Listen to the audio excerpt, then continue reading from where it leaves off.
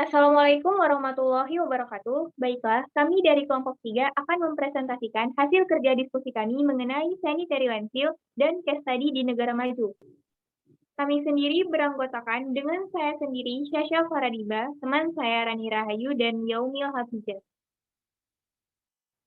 Selanjutnya akan dibacakan oleh teman saya Rani Rahayu. Baik, saya Rani Rahayu akan menjelaskan tentang definisi dan manfaat dari metode sanitary landfill ini.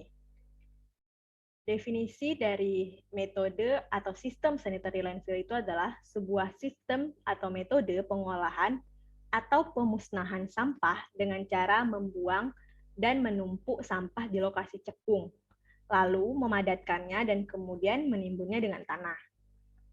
Dengan melakukan penimbunan atau penutupan soil cover dengan tanah, pada sel-sel sampah yang sudah nonaktif akan berimbas positif terhadap kondisi lingkungan tersebut.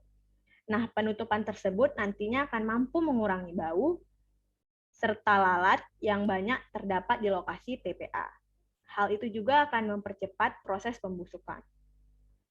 Lalu adalah manfaat dari sanitasi landfill, antara lain yaitu dapat mengurangi cemaran bau dari sampah dan yang mengalami pembusukan di dalam tanah dengan menghambat gas metana ke udara, serta dapat memanfaatkan gas metana yang dihasilkan dari proses penguraian sampah, mengurangi bau sampah, dan juga mencegah atau menghindari dari penyakit yang disumberkan dari sampah tersebut.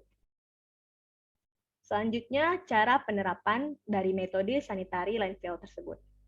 Prosedur yang harus dilakukan pertama kali adalah sistem sanitary landfill ini dibangun harus di wilayah yang cekung dengan melakukan beberapa pelapisan.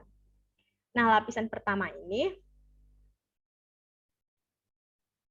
sebelumnya pembuangan sampah di sanitary landfill ini dilakukan dengan cara penimbunan. Sebelum ditimbun, harus dilapisi dengan lapisan pertama, yaitu lapisannya dibuat di atas tanah asli yang telah dipadatkan dan dipasang geomembran atau lapisan kedap air dan tanah lepung.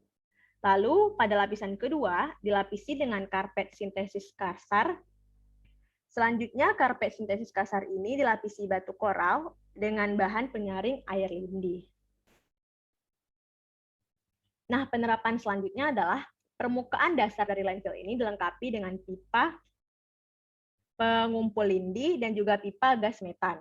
Pipa ini dipasang untuk mengumpulkan lindi dan gas metan yang terbentuk akibat proses penguraian sampah di dalam sanitary landfill.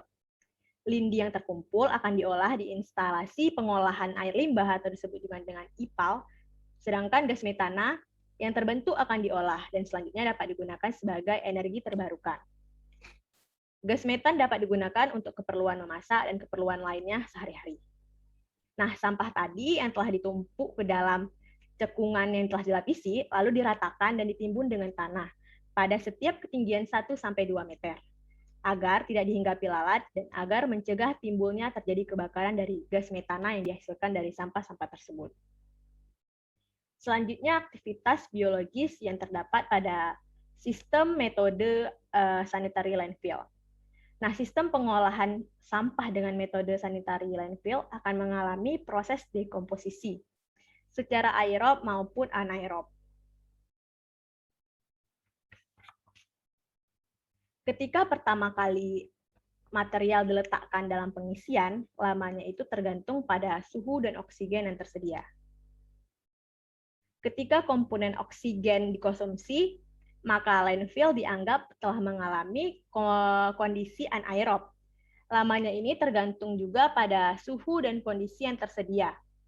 Periode dekomposisi aerob ini anaerob lebih cepat dibandingkan aerob. Hasil yang diperoleh dari komposisi aerob adalah asam dan alkohol yang dikonsumsi oleh mikroorganisme yang akan menghasilkan gas metana dan karbon dioksida. Gas lain yang diproduksi itu adalah hidrogen sulfida. Hidrogen sulfida ini berbau busuk dan mudah meledak. Selanjutnya ada elemen dari sanitary landfill, yaitu ada 4 elemen. Yang pertama ada lining system. Nah, lining system ini adalah bagian terbawah yang bersentuhan dengan tanah dan terbuat dari tanah dan beton, yang membantu untuk mempermudah proses pembusukan sampah dan agar tidak merembes ke dalam tanah sehingga mencemari tanah. Selanjutnya ada leachate collection system. Nah, ini adalah sistem yang dibuat untuk mengumpulkan lindi-lindi tersebut. Selanjutnya adalah elemen cover or cap system. Sistem ini berfungsi untuk mengurangi air hujan yang masuk ke dalam tumpukan sampah. Juga berfungsi untuk mengurangi jumlah lindi yang akan tergenang. Elemen terakhir adalah sistem ventilasi.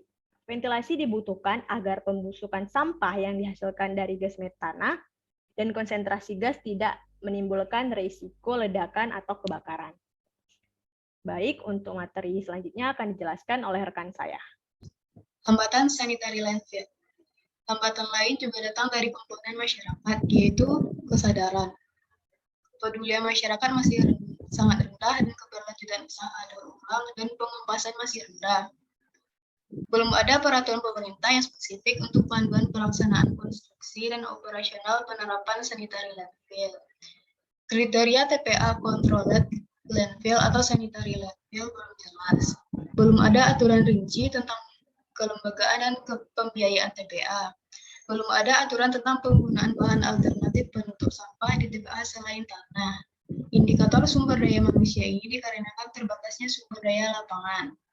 Selanjutnya, pengolahan persampahan yang masih rendah dari segi pembiayaan, penerapan sanitary landfill, membutuhkan biaya yang besar. Jumlah anggaran yang dialokasikan untuk TPA adalah mencukupi secara operasional.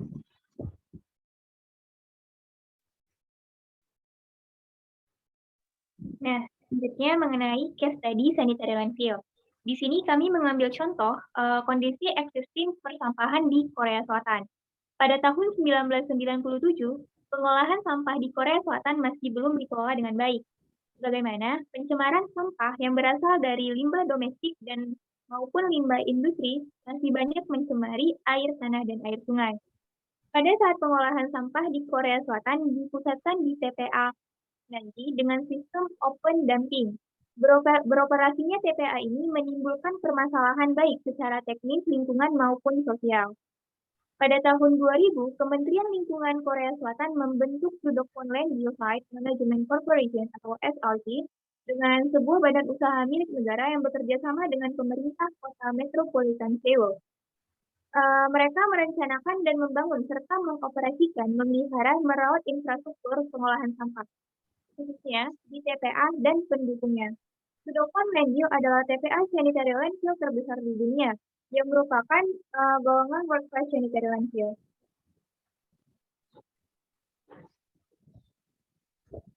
Unit pengolahan sampah kedua beroperasi dengan proses lahan sanitary landfill.